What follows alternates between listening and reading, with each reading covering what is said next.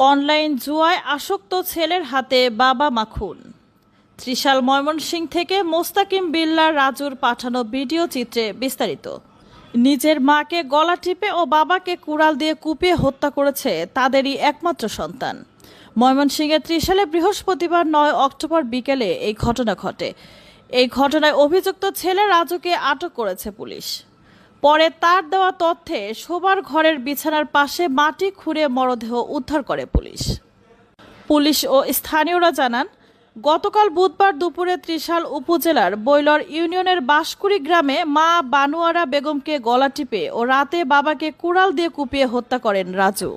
পরে নিজ শোবার ঘরেই তাদের মরদেহ মাটি চাপা দেন তিনি। আজ বৃহস্পতিবার সকালে রাজু নিজেই বাবা মাকে খুঁজে পাওয়া যাচ্ছে না বলে বোনদেরকে শ্বশুরবাড়ি থেকে খবর দিয়ে নিয়ে আসে। দুপুরে এলাকাবাসী ও বোনেরা খোঁজাখুঁজি করে শোবার ঘরে ঢুকলে মাটি গর্ত দেখতে পান। এতে এলাকাবাসীর সন্দেহ হলে ছেলেকে আটক করে ত্রিশাল থানা পুলিশকে খবর দেয়।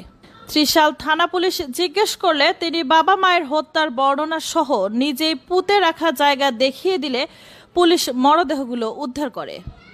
মৃতদের স্বজন ও প্রতিবেশীরা জানান, মোহাম্মদ আলী স্থানীয় কৃষিকাজ ও মাছ ব্যবসার সাথে জড়িত ছিলেন। ৩ মেয়ে ও ১ ছেলের জনক তিনি। তার ছেলে রাজু অনলাইন জুয়ায় আসক্ত। তিনি টাকার জন্য বিভিন্ন সময় বাবা মায়ের উপর অত্যাচার করতেন।